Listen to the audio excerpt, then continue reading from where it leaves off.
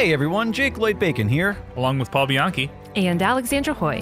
Hey, we all host different shows on Dragon Wagon Radio. We do, but that's not what we're here to talk about. Not at all. We are here to talk about Dungeons and Dragon Wagon, a narrative podcast series in which we venture into a mythical land for a D&D inspired role-playing game. Alexandra and I are joined by Matt Hinksman and a very special guest of quest for each chapter of an epic saga in which we must take on the roles of half-orcs, dark elves, and more as we fight our way through a fantastical land of peril, drama, and often hilarity. All of which is controlled by me, the Dungeon Master, and the player's chance rolls of the die. And our show is for everyone. Even if you know nothing about D&D or role-playing games, we've got you covered. That's right. Our game sessions are highly edited, easy to follow, sound designed from top to bottom, and completely immersive. Yeah, our episodes sound more like a well-produced radio drama than an RPG show. So what are you waiting for? Join the adventure on Dungeons and Dragon Wagon at dndwpod.com or wherever you find great podcasts. It's the greatest mystery in literary history. A divisive question with highly contested answers. Who was the writer behind the pen name William Shakespeare? Welcome to Don't Quill the Messenger.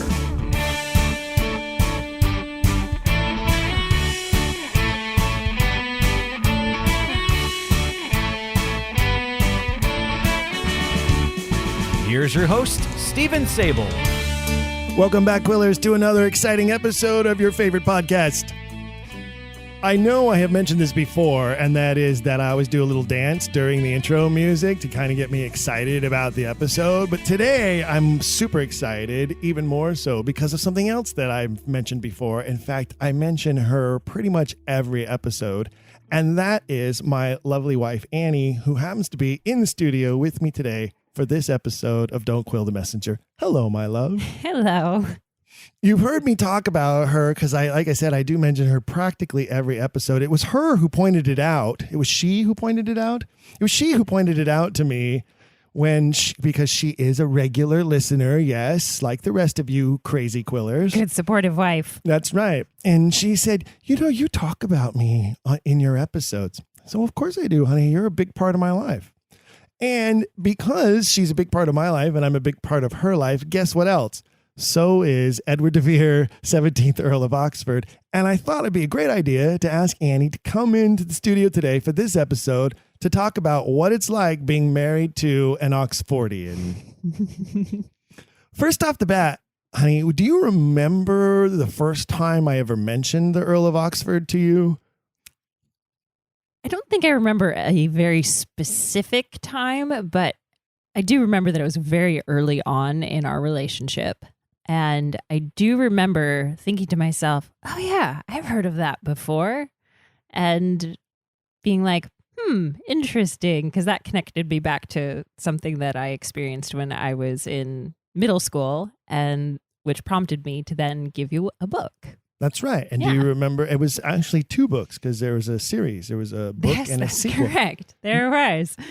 Do you remember the name of the book? The Blue Avenger. The Blue Avenger. And then the sequel, The Blue Avenger Cracks the Code. That's right. And if you're not familiar with that book, if you have young people in your life, I'd say 6th grade upwards probably is about appropriate. I read it in 7th grade.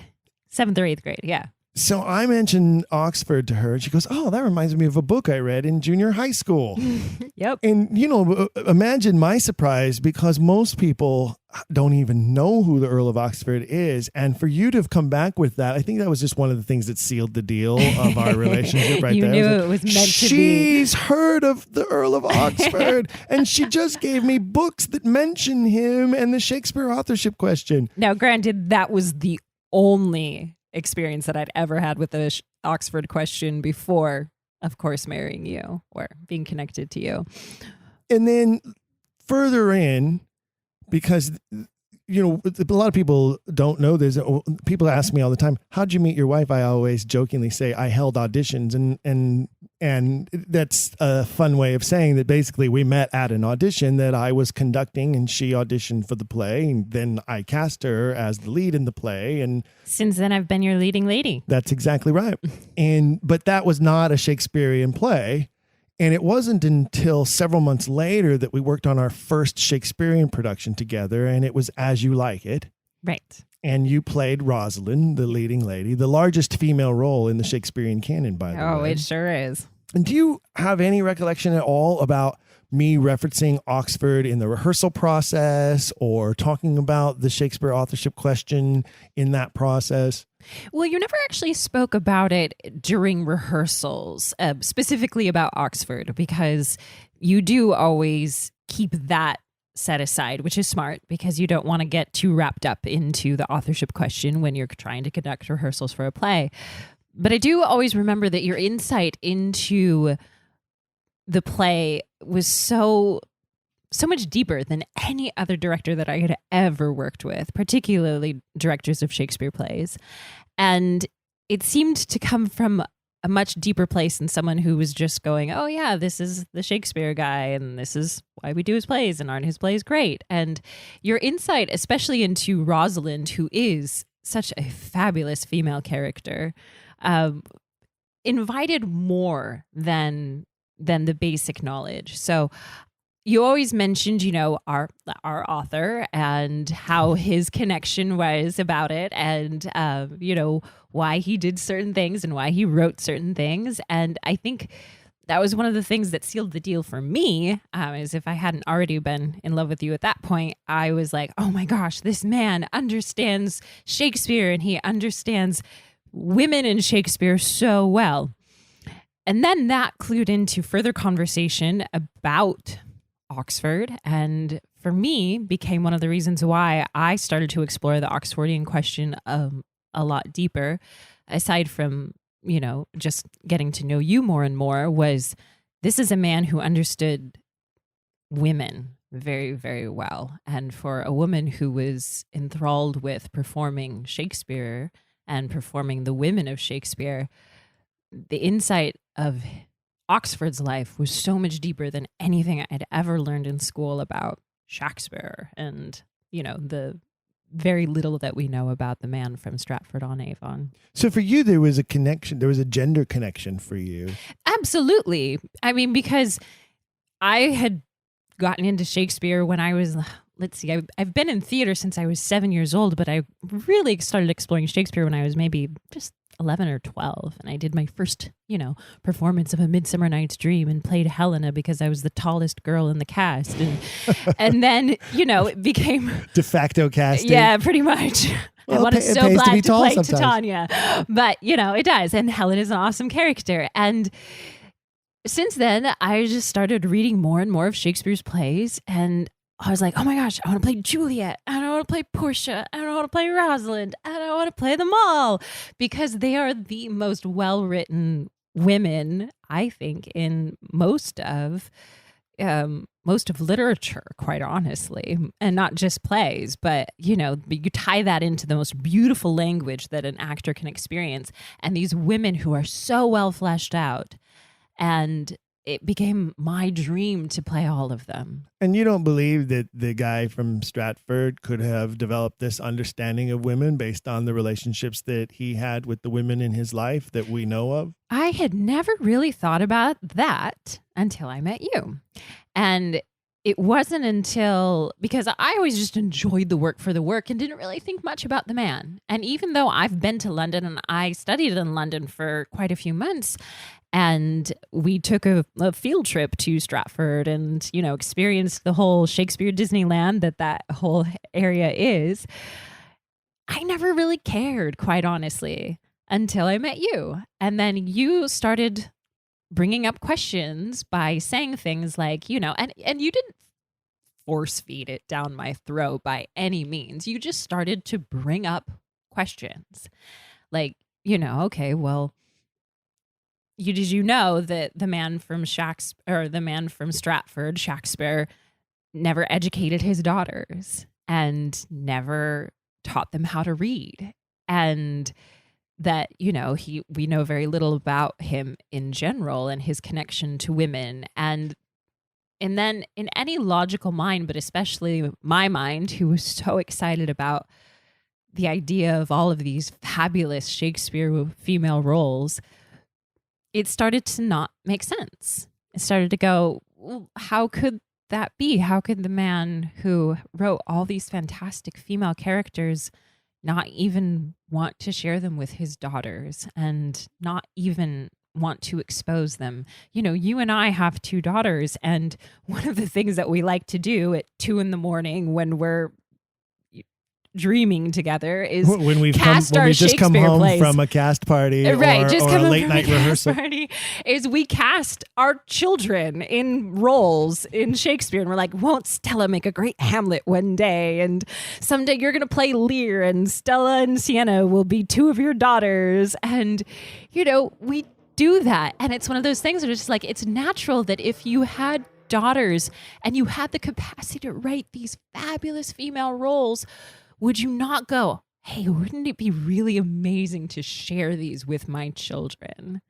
Well, that has always been a giant question for me with regards to what I call the Stratford mythology, is that, and not that Edward de Vere was some great guy when it came to many of his relationships with women and his relationships with his daughters. As you know, we know that for the first 5 years of her life, he refused to acknowledge his first daughter, Elizabeth. Sure. And so it's not that he doesn't have his frailties as both a father and a husband, but we do know that later on in life, into his second marriage and into his negotiations for proper husbands for his 3 daughters at that time in life, as well as relenting to his middle daughter, I believe is Bridget, to allow her to marry a commoner instead of someone of nobility, which completely backfired horribly for everybody.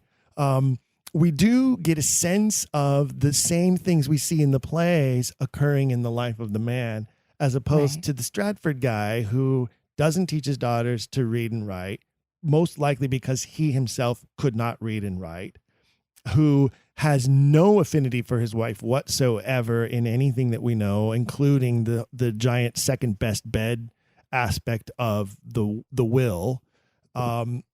Those things just can't fit. They just one doesn't fit and one absolutely fits. And I think that when you're from a director standpoint, sharing with, especially with actresses now playing these female roles, remembering that they weren't played by females when they were written, I think being able to give an actress that kind of insight allows the actress to delve deeper into the relationships in the plays, the structure of the emotions of the women that they're playing, and personify them in ways that hasn't been seen ever, in some cases perhaps, and certainly was never seen in that way when they were written 400 years ago. It was like when I first started talking to you and you started bringing up Oxford and the Shakespeare Authorship Question, I was almost like, why have I not questioned this before? Why have I just kind of pushed this aside and gone, this isn't important? Because when you start to think about it truly, why is it that all of these fabulous female characters were created so many years ago? And it's like when women weren't portraying them, when women couldn't even go on stage, but yet somehow this man of such brilliance is writing these fabulous female roles.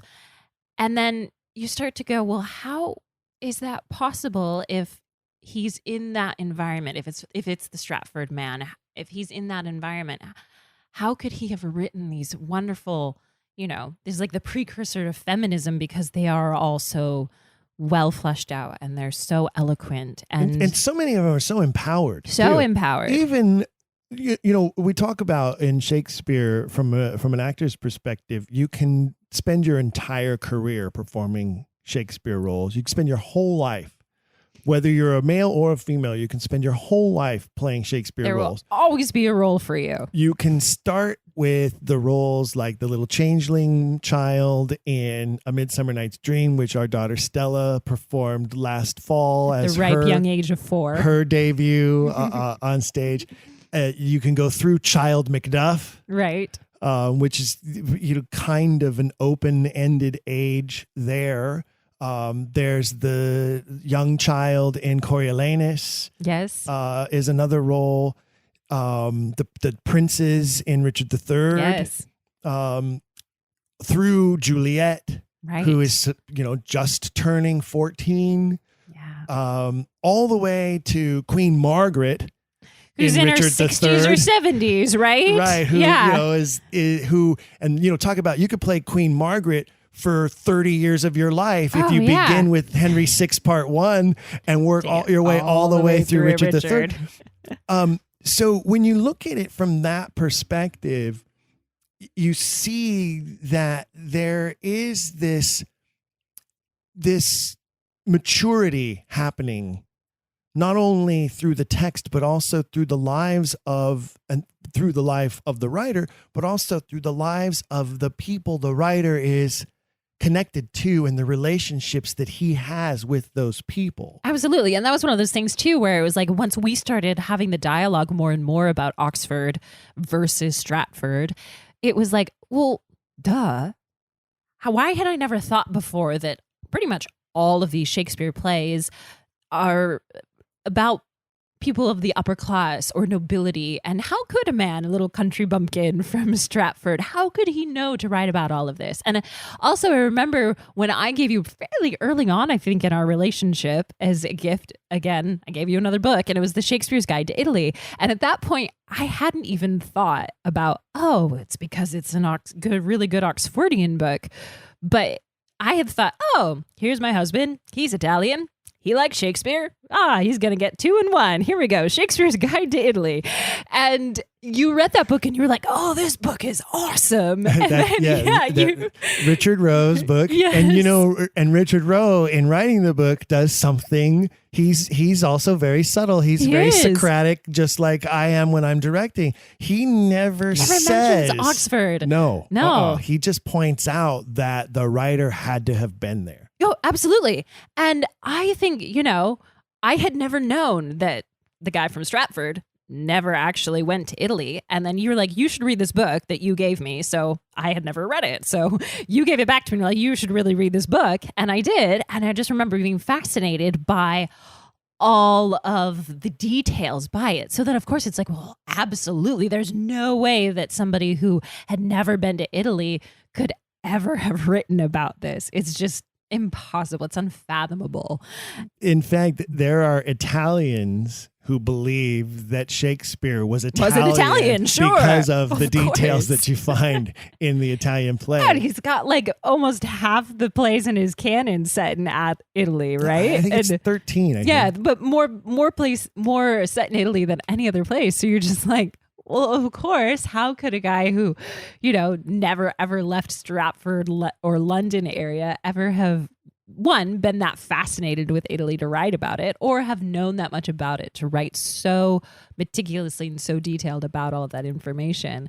And I remember reading that book and going, someday you and I will take our 3-week honeymoon and go through all of the places in Italy that, Richard Rowe talks about, and we'll see them all for ourselves.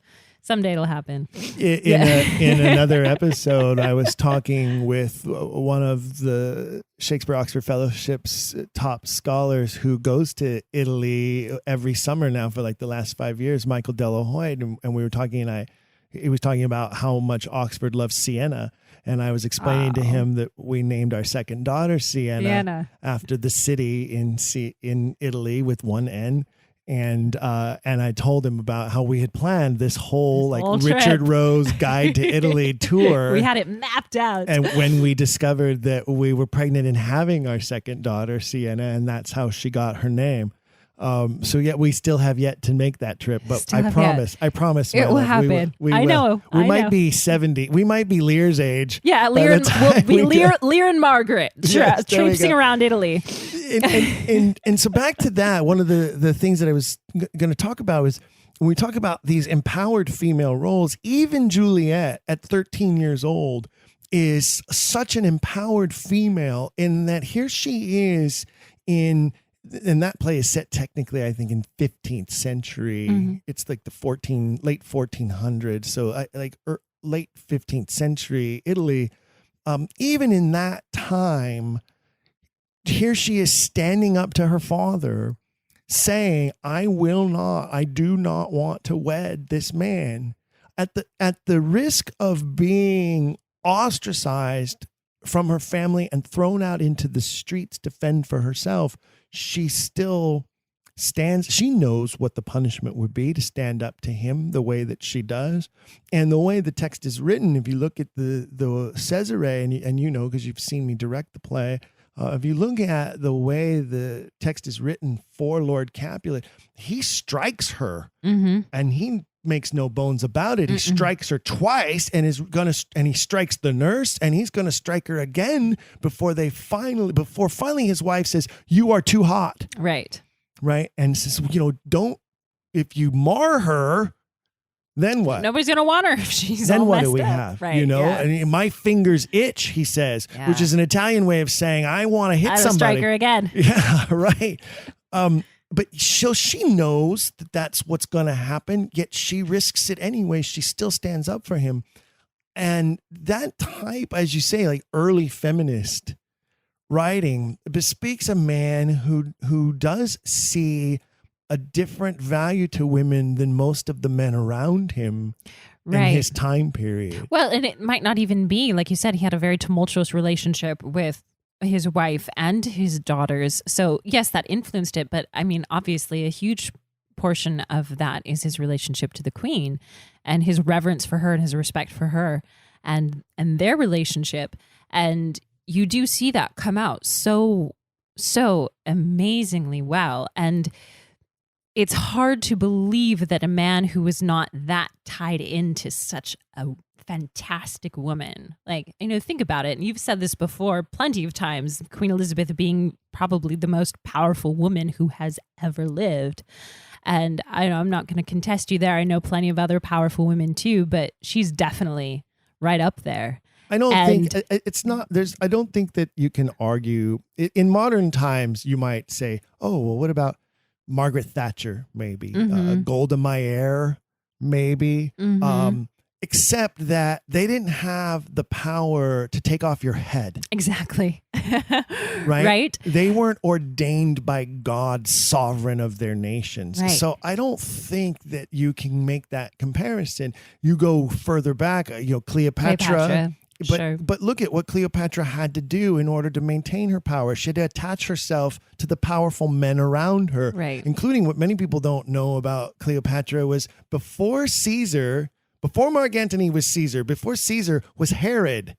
Cleopatra tied herself to King Herod first. Yeah. Then when that didn't work out, Julius Caesar. When that didn't work out, powerful Mark men. Antony. Yes. So she had to have a powerful male partner in order to maintain her own power. Right. Elizabeth, the Virgin Queen, never had to do that. So I say she reigned supreme. Yeah, and I would agree with you with all of that information. And I think you have to factor that into a man who had that close proximity to her and witnessing her and seeing how powerful she was.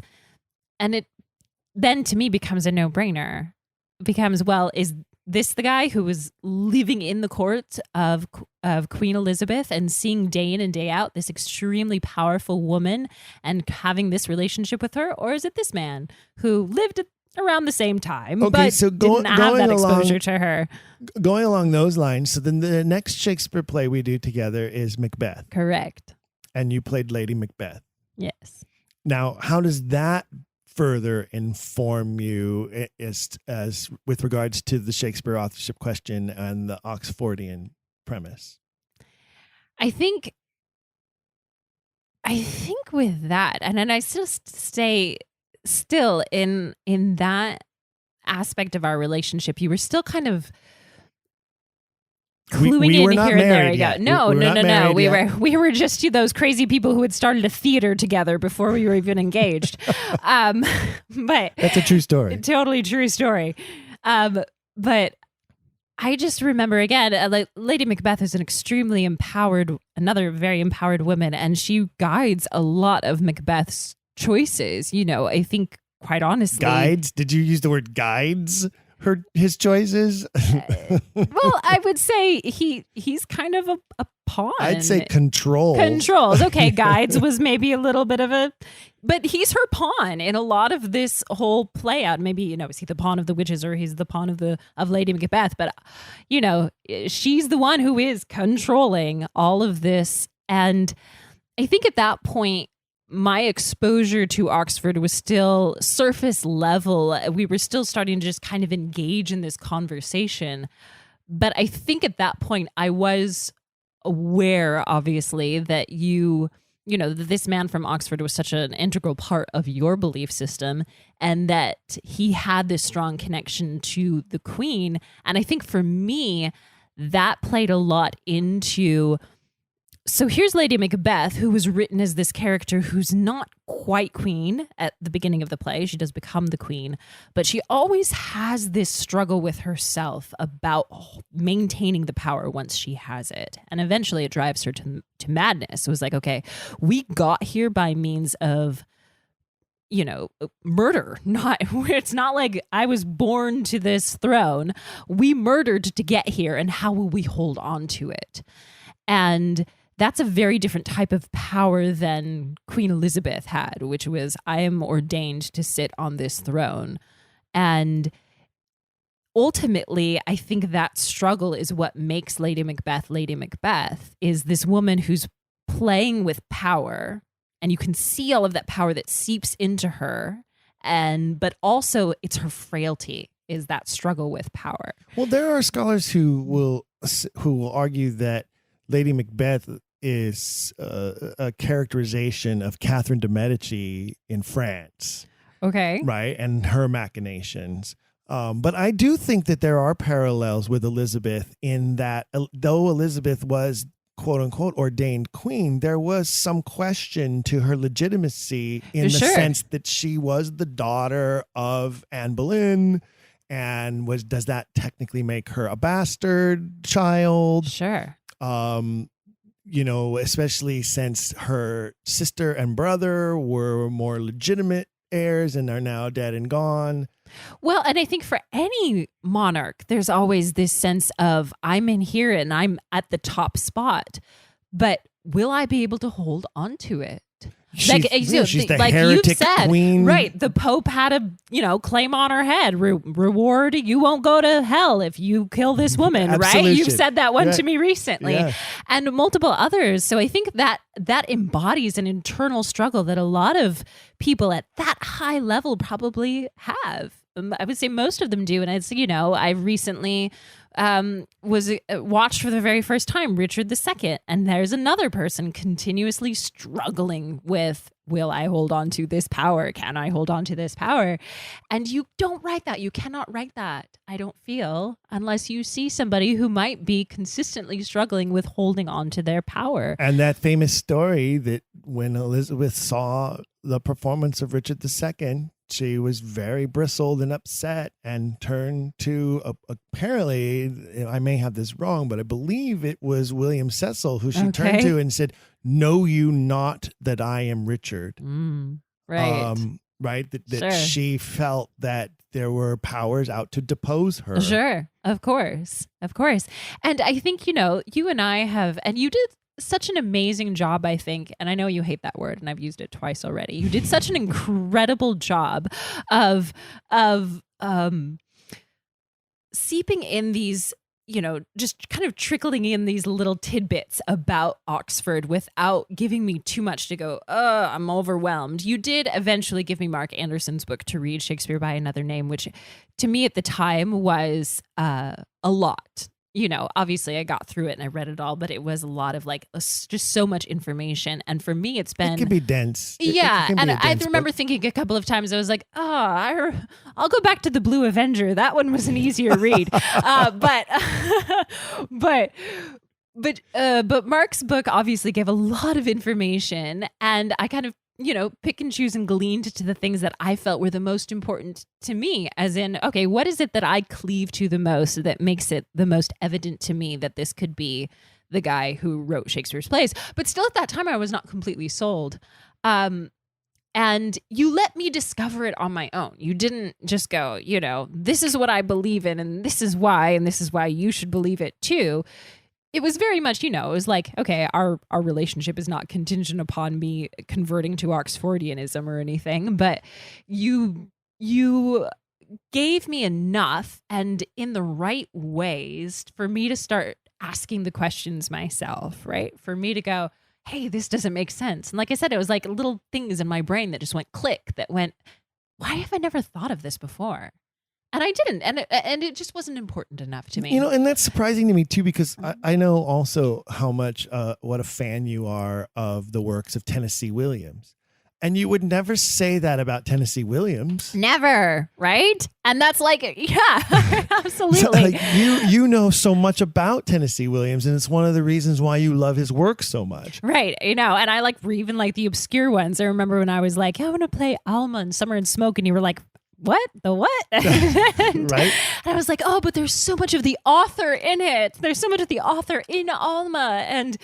And that for you was like, and here's this woman who still is like, but Shakespeare, he's the guy from Stratford. And, that was very perplexing. And like, it's got to be me. Frustrating for you to go, especially when why you would you handed not me a hold them copy the of same? Summer and Smoke and said, you need to read this because I want to play this role someday. Right. And I read it. And yes, you're right. Alma is the author character. Totally. There's no doubt about it. Uh-huh. And knowing about William's life and his closeted homosexuality and then later outward homosexuality, like it makes so much sense that, he is Blanche, he is Alma, he is the Southern, he wants to be that Southern Belle so badly. Yes. And that all suddenly makes sense. But it was frustrating to me that much so much to you, but that who the real Shakespeare was didn't seem to matter as much. So then going through the course, the next was Richard III, and you played Lady Anne.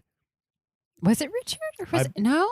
I believe so. Yeah, okay. I think you're right, because we did a lot of plays, but not Shakespeare plays. So yes, Richard was the next, and Lady Anne. Correct. Yeah. Lady Anne. The best two-scene female out there. Yeah, it's true.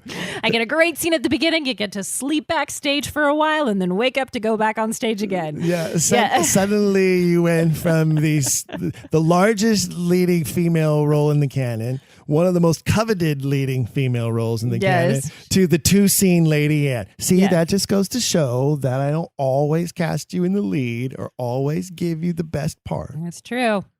And how about Richard III from the perspective of you're gaining more Oxfordian viewpoints? Absolutely. At that point, I think I was really starting to question that part of how could a man from Stratford who knew nothing about nobility write about this very courtly type of play, right? There's a lot about the power play between Richard, between Elizabeth and Margaret, and they're all nobles, they're all earls and dukes, and that was my first real exposure to a history play. I'd read a couple of the history plays, but the history plays, quite honestly, were not the most interesting ones. And again, this is very selfishly speaking, but I would look at the history plays and go, oh my gosh, Earl of what? I have to go back to the front and figure out who the Earl of what is again. Oh, yeah, it's because he's this guy as well. Oh, okay, because they've all got,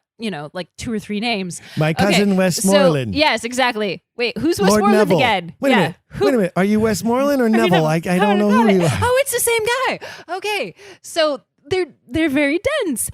But then again, that was another clue in for me to go, wait a minute, there's no way that a guy who was not exposed to this level of court life could have written about all of those layers. And now, I don't know for sure how well-versed commoners would have been in these titles, because remember, they were very natural. They had all grown up around them. They had all lived with them. And so it may be that the titles were easier for commoners to keep track of than it is for us to keep track of, because it is a foreign idea to us that people had multiple names. Sure. But certainly when you're reading, especially when you're dealing with Richard III, especially that scene where Richard talks about Edward's being told the prophecy that he will be killed by someone whose name starts with G. Right. And George, their brother George. Earl, Duke of Clarence, ends up paying the price for it. Yes. When it's really Richard, Duke of Gloucester, right? And and that part of it can be very confusing to anyone, let alone no matter whether you have an understanding of these titles and names or not. Well, absolutely. And I think it just takes so much intelligence to tie all of that in and create a play with all of these characters. And I think the more and more, because I did some Shakespeare plays prior to meeting you, but not too many. And quite honestly, you played Ophelia in London. That's right. Yes. But that was one of the biggest exposures that I'd had to Shakespeare prior to that. I'd done Midsummer twice, and I had played and did Ophelia twice. But other than that, it was minimal. But I had such a strong desire to explore more of Shakespeare's works. I'd read a lot of them, most of them, and seen a lot of them. But it just got me more along this track with you of let's talk about the histories now. Let's explore the histories. And the more and more we got into it, and you became, and I was just more and more enthralled by your knowledge of the Shakespeare canon. Set aside the Shakespeare Authorship Question, you have such an incredible knowledge of the canon. And the more and more we explored it together, the more and more it just trickled in for me how much education and how much intelligence and how much exposure to fabulous literature the man who wrote these plays had to have been. And then it starts to only make sense. And again, it's another click that goes off in my brain that goes, you have to have been some type of noble or have had some type of, exposure to books. And you don't think, again, it didn't matter enough to me until more and more of the plays that we did together and more of the conversations that we did together for me to question it. But then once you start to question it, it's like all the questions, you just keep asking more and more questions because you have to go, wait a minute, how could a man who left no record of having any books, or we know nothing about his education level, how could a man write all of these wonderful works with so many wonderful references to the Greeks, to the Romans, to Ovid's Metamorphoses and all of that? And, how could that have worked out? When you may remember, I'm not sure if you do, but during rehearsals for Richard III, and I know that you'll agree with this, one of the finest actors that we both have worked with, Christopher Carbo, who played the title role of Richard. You may or may not remember me talking to him about Robert Cecil being the model, being the character at court who is being lampooned here, the real hunchback of the Elizabethan court. I do remember you mentioning that and you talking about that. And again, it was another click for me that I was like, God, this man knows so much about Shakespeare. And it gave Chris a great insight into the political underpinnings of the play. Absolutely. And he didn't ever once say, how do you know that? Right. We never questioned it. Or how do you know the author intended that? Nor did he ever ask, well, how could Shakespeare of Stratford have even known been connected to do to this, Robert Cecil, right? or have gotten away with this whatsoever? Right. And so you're right. That sort of is my subtle Socratic method of infiltrating the minds of actors, is to just give them information that I know to be true, and not crediting it until the question becomes, well, wait a minute, how do we know that? Right. And it's one of those things that we don't question it because we know that you have such incredible knowledge about the canon. I'm the director. That's right. We don't question the director.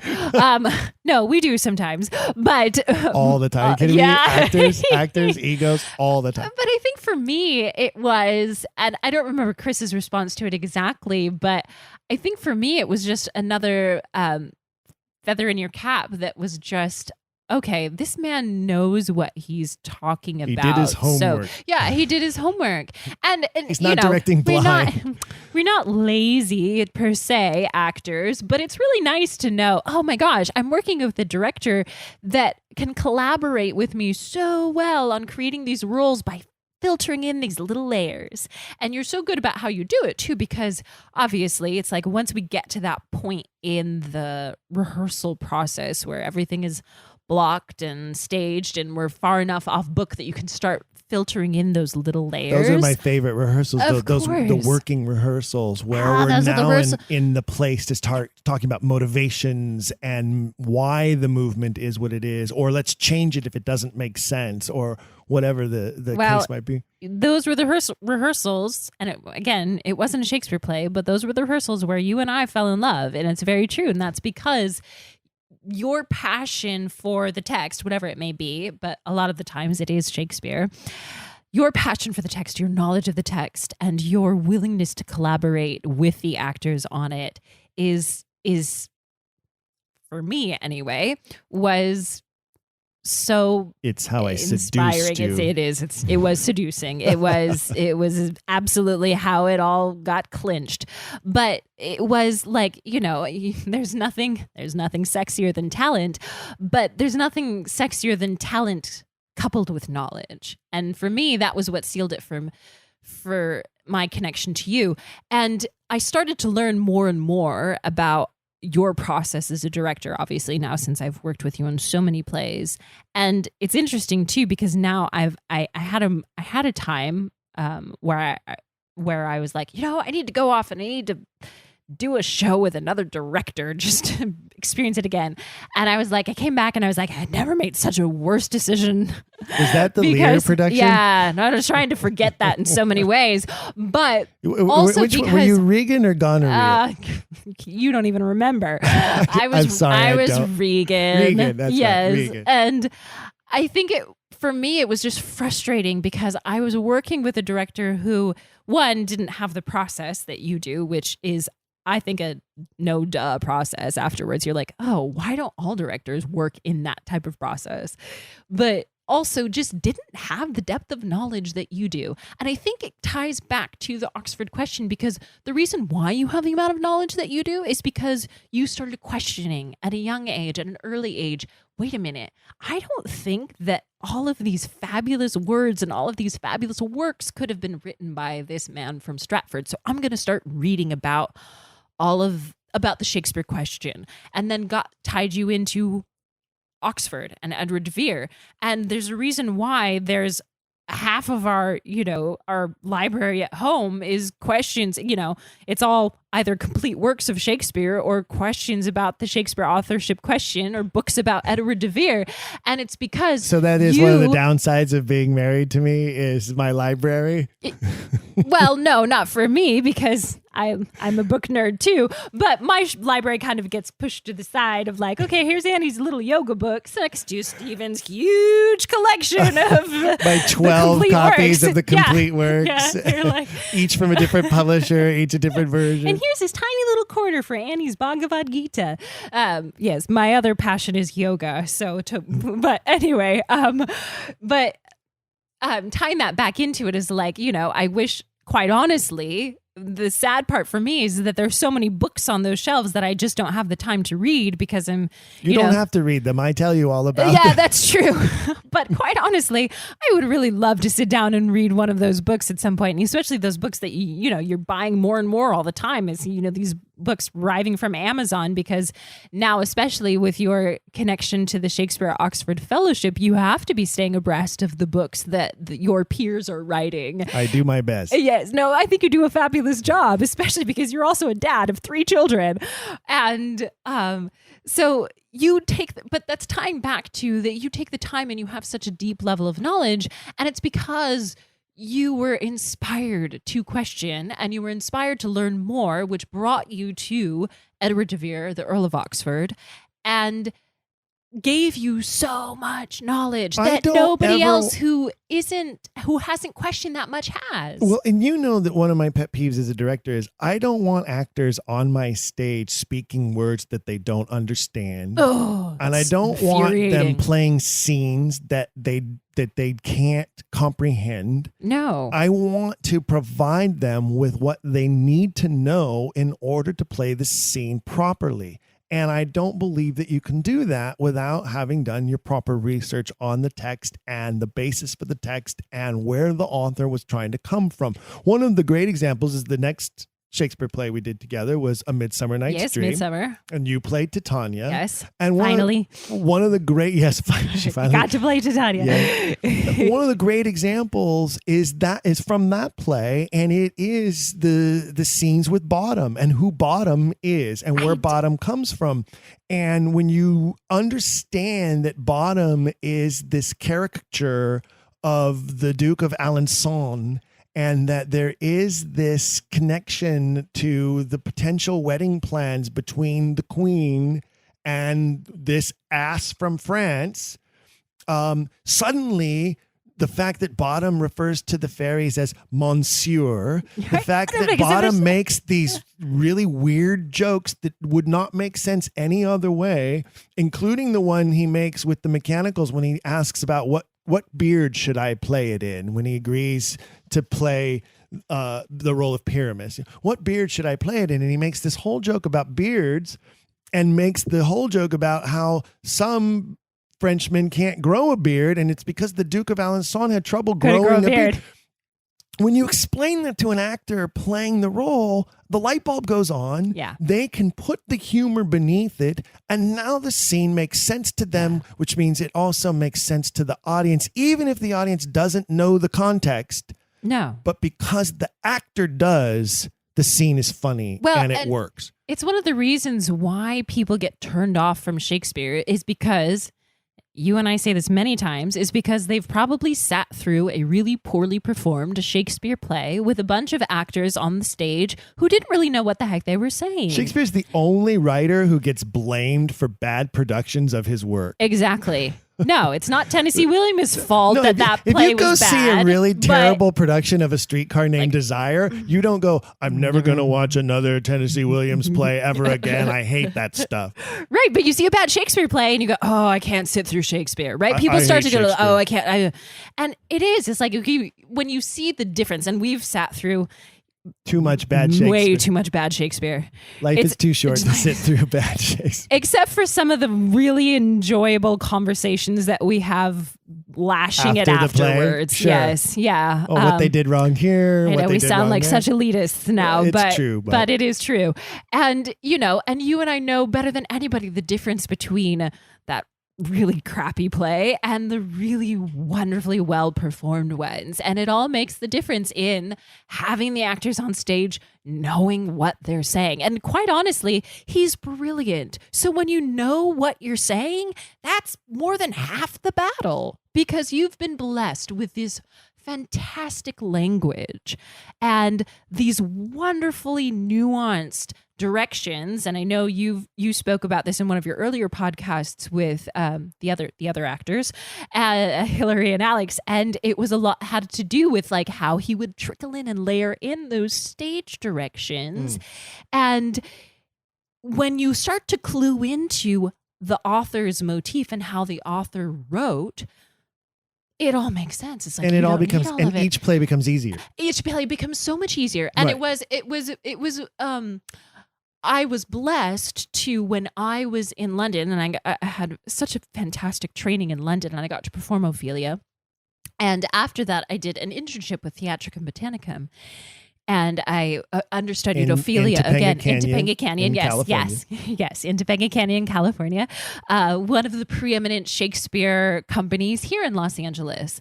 And I had the opportunity to understudy Ophelia, and I got to play a handful of performances, which was fantastic.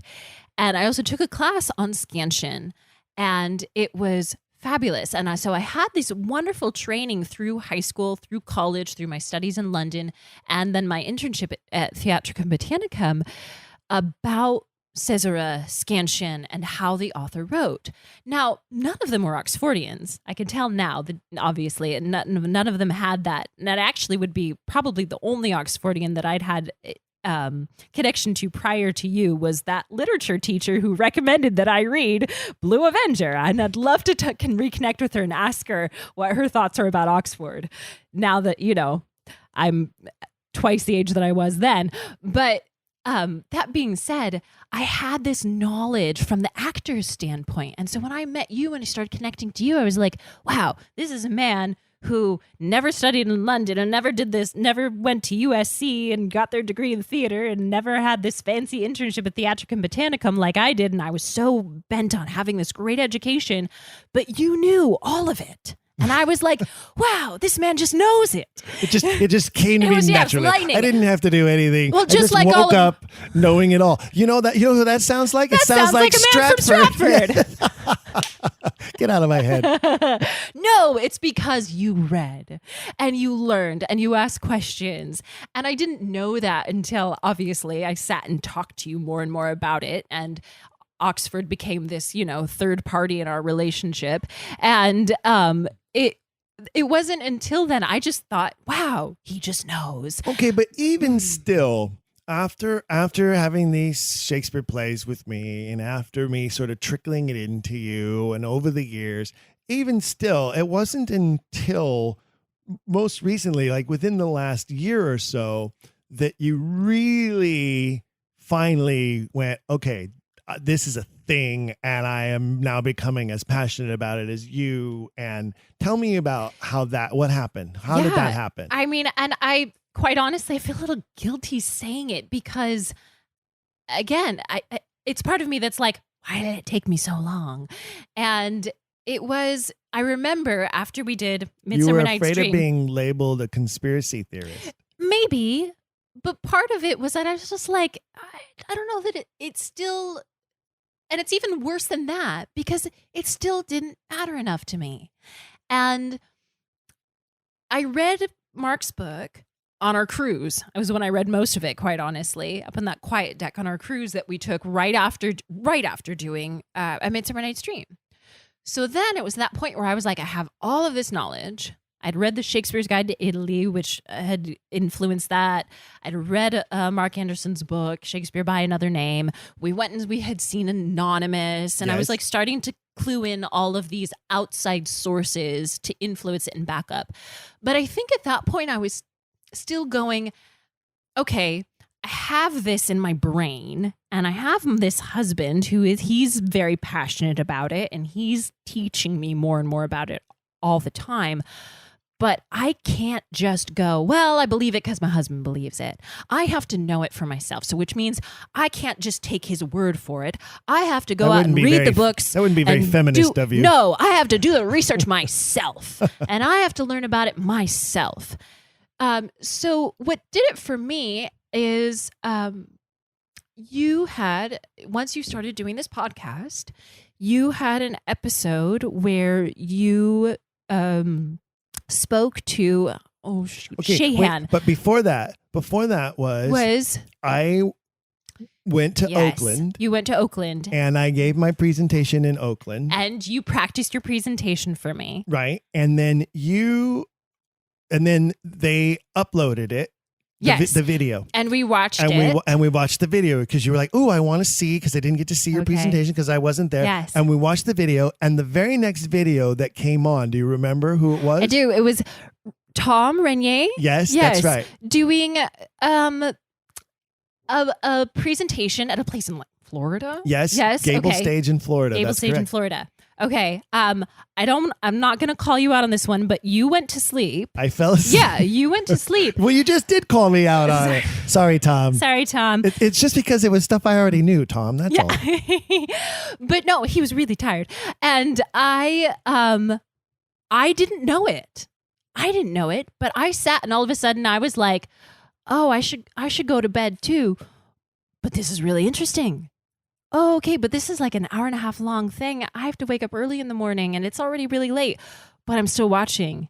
Oh, I'm still watching and I can't turn it off now because I'm still watching. And all these questions that he's bringing up are really intriguing.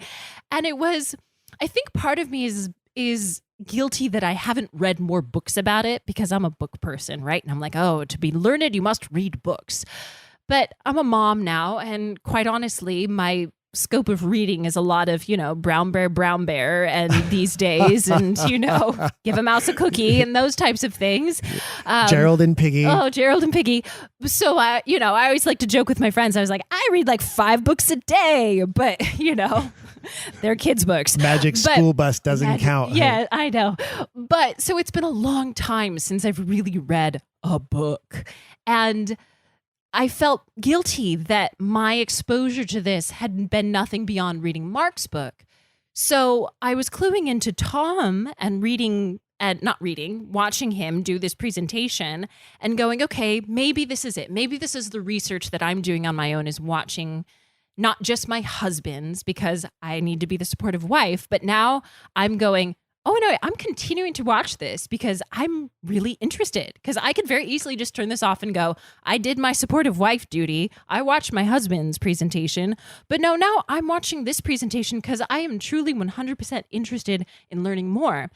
And then I had to make myself, because at that point it was really late. It was like 2 or 3 in the morning. I had to make myself turn off, but I almost rabbit holed and watched this debate between an Oxfordian and a Stratfordian in London, because that was the next thing that turned on. I think that would have been the Alexander Waugh versus Jonathan Bate debate, I think. And quite honestly, the only reason I did eventually turn it off, beyond going, hey, it's 2 in the morning and I should go to bed, was the fact that they both looked rather stuffy. And I was like, this might not be very interesting. I hate to pass judgment, but I was like, okay, I'm going to turn it off, and maybe I'll rabbit hole again on some more YouTube about Edward de Vere. And then you started doing this podcast, and you had a podcast episode with, is it John Shahan? John Shahan, that's correct. Declaration of Reasonable Doubt. That's correct. And that was one of the first ones I did. It was probably the second or third one that I did, but it was the one that I really went, hey, I should pop online and do some more actual reading about it now that I've done a YouTube watch and a listen, and I'm being my supportive wife and listening to your podcast. And his website is doubtaboutwill.org. That's the one. Doubt About Will. So I read the Declaration of Reasonable Doubt, and I was like, hey, you know what? I think I've done enough research on my own at this point to say I'm not just going along with my husband because my husband's interested in it. I am actually interested in it on my own, and I want to do more research on my own. And I don't just listen to this podcast because it's my husband. I actually do listen to all of the episodes because I'm interested, and go, okay, I'm going to go on and to that website and read the Declaration of Reasonable Doubt and sign my name on it and go, yes, okay, I am really, truly interested in the Shakespeare Authorship Question now. And I do actually, based on all of the knowledge that I've gleaned and the knowledge that I've come up with through my own research, as minute as it might still be, and I'm going to do more, is I am an Oxfordian now, I guess. Hey, Yay! Listen to that. Hooray. Converted. It only took 8 years. It took a while. But you it did it the works. right way, because I came to it on my own. Absolutely. You never forced me. I'll never forget. I received this email from John. He sends me this email because you were doing all of this unbeknownst to me.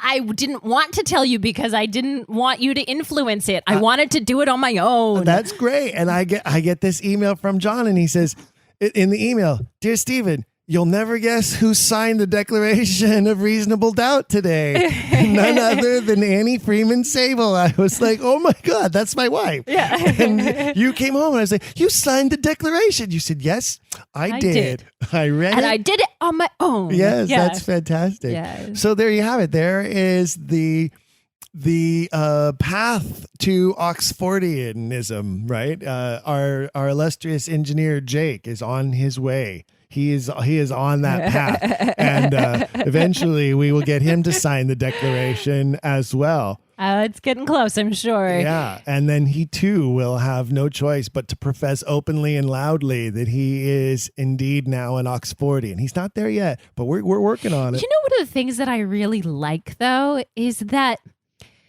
he's so imperfect, and that's one of the things too, is like you read about these people and you learn all of the great authors really are they're so imperfect. Oh, many of them are worse than imperfect. And I think that was what really did it for me, was going, this whole time we've thought that this man from Stratford was just struck by brilliant lightning, and we really know very little about him, but all that we really know about him is he's the most prolific author and playwright out there. And so it's just like putting him in this very godly almost light. And then you learn more about Oxford, Edward de Vere, and you go, gosh, this man, he is really kind of messed up and leads this really crazy life and makes a lot of terrible decisions.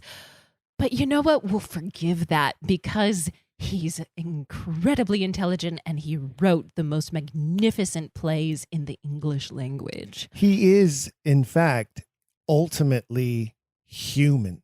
Yes. And doesn't that tend to make so much more sense? So much more sense. Especially when you look at, and Harold Bloom would have never admitted it, because for Harold Bloom, Shakespeare is Shakespeare from Stratford. And don't get me wrong, I love me some Harold Bloom. Of course, and the reason I bring it up is because he wrote that magnificent book, The Invention of the Human. And the irony of that is it implies a godlike status. Yes. The invention of the human is a godlike quality, to invent human beings, to create human beings. Except it's not the invention of the human. It's the interpretation of the human. Exactly. And only a human can interpret humanity in that way. Only somebody who has loved and lost, who has suffered, who has fought, feuded, lost reputation, name, who has been wounded in a sword duel and left lame. Only all of that, which you see in all the levels of the work, not just the plays, but the poems, the sonnets, it's all there. His whole life is painted out there. Absolutely. And like I said before, it's like now that I'm a professed Oxfordian, is I have this layer of guilt behind me of, for so many years, I've had this love affair for Shakespeare. Like, I was such a nerd in high school when we were doing Romeo and Juliet. I was the girl who was like, let me do this Juliet monologue. Annie, you did the last Juliet monologue, but I don't care. I want to read it again. And, and I was like, none of my other classmates are raising their hands. Just let me read the monologue. And for me to have that love affair with the works and the words for so many years and just shove aside the real truthful author behind them is like, I feel guilty now, And it's like, okay, now I have to make up for it by reading enough about him and knowing enough about him. By becoming a soldier in the army of I guess that's what it's going to take. Spreading the right? word. That's right. That's exactly right. One last question I'd like to ask you before we wrap up the episode is, you mentioned feeling guilty at not having acknowledged Edward all these years. And I think a lot of us feel that way. A lot of us are so passionate about it. Yeah. We're so passionate about it because, I haven't shown you because it's not available to find, but many of us who watched the Frontline episode, the PBS Frontline episode that featured Charlton Ogburn, and that's the next book that that's the one you need to read now. That's the one I've heard you mention plenty of times. But, yes. There's a great moment where Ogburn is being interviewed on the episode and he chokes up. And that's how many of us feel about it, right? Like we get emotional about it because we see the suffering, the pain, and we know that the credit is due there, and it grieves us as human beings to know that that this man suffered what he did, including the elimination of him from this literary record. Right. And I think that that's a big part of the impetus for many of us as Oxfordians. But I do want to ask you this. Did you at any time in this process, in this journey from Stratfordianism to Oxfordianism, ever feel guilty about abandoning Stratford, or ever feel angry about the fall of this godlike mythological character? No, never. Never. The more I learned about Oxford, the more excited I became to know about him. And I think it wasn't necessarily that, and the works don't change. And for me, the love affair with Shakespeare was not the man from Stratford. It was with the works. And like I said before, I had never cared enough about the man. And like I said, it was that guilt again for me to go, well, duh, I've read so much about Chekhov and Williams and all of the other playwrights that I love and respect and have read their plays and performed in their plays. But I've never done the same with Shakespeare. And for me, Shakespeare is the pinnacle of it all. And so, but it was never about the man from Stratford. So now it's almost just, I can shove that aside and go, there's more and more excitement now for me to go, not only is there this breadth of knowledge and history and information about Edward de Vere that can be learned, but there's just more and more all the time that clues you into that, yes, he has to be the author. And for me, it's quite honestly, it's just a disappointment in that I guess there's so many other people out there that just shove it aside and go, it doesn't matter.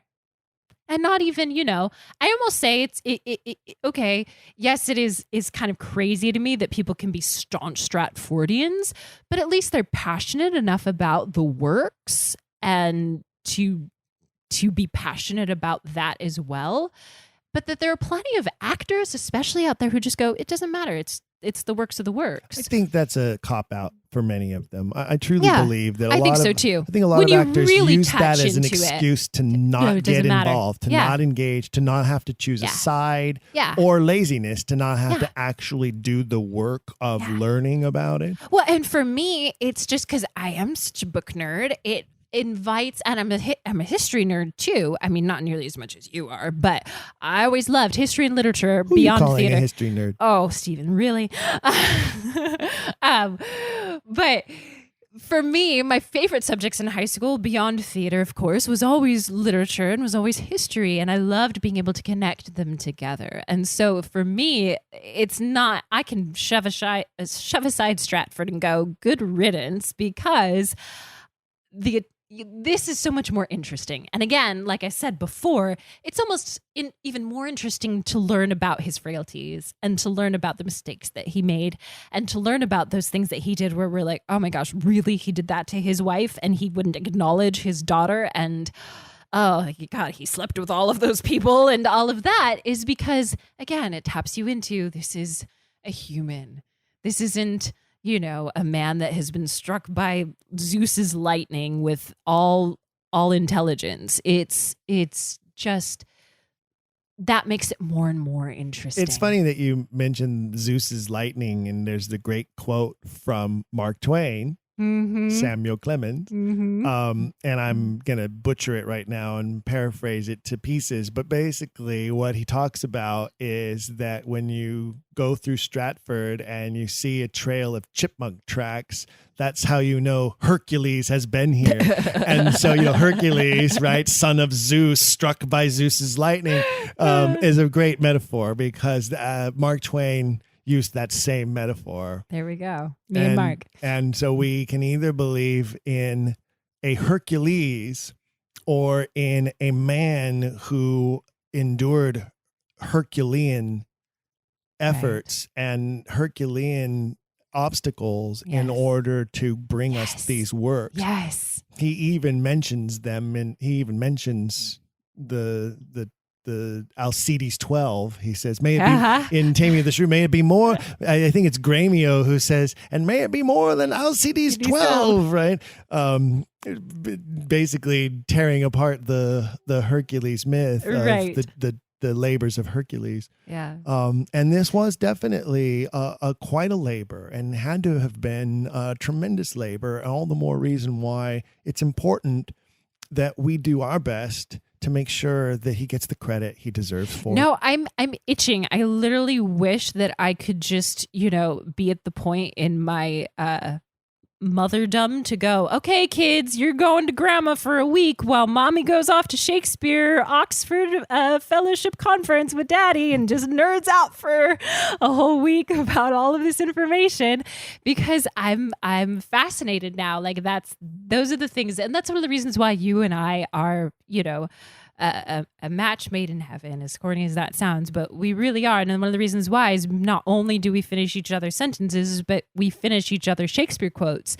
And we joked about that early on. That's true love. We joked about that early on in our relationship, is that we have such a strong connection that brings us together, which is the theater.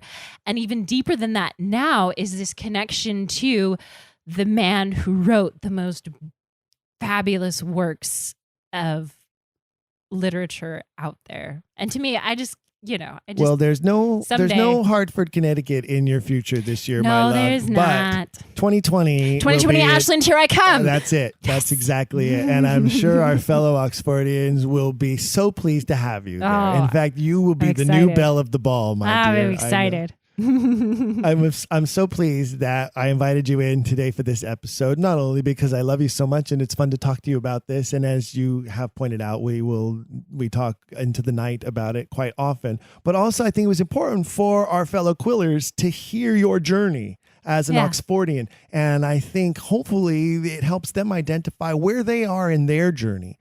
And if they want to know more, they can always go to ShakespeareAuthorshipFellowship.org, their source and resource for everything you need to know about the Shakespeare Authorship Question. Go to Doubt About Will. Sign the declaration if you are so impelled to do so. Don't forget always to visit don'tquillthepodcast.com. don'tquillthepodcast.com. Please pick up your killer Quiller swag. You can order right there. It'll be delivered to your doorstep. Sport your Don't Quill swag and help us convert the world, won't you? Also, just one last thing. Keep asking questions. If you've enjoyed today's episode, please leave a rating and review in your podcast player. For even more, visit our website, don'tquillthepodcast.com. There you can find official merchandise in our shop, as well as a link to our Patreon. This show is made possible by people like you. We hope you'll consider showing your support by becoming a monthly patron, where you'll receive bonus material and tons of exclusive perks. You can also join in the conversation on our Discord and by following us at Don't Quill the Pod on all social media. All of this can be found at don'tquillthepodcast.com, don'tquillthepodcast.com.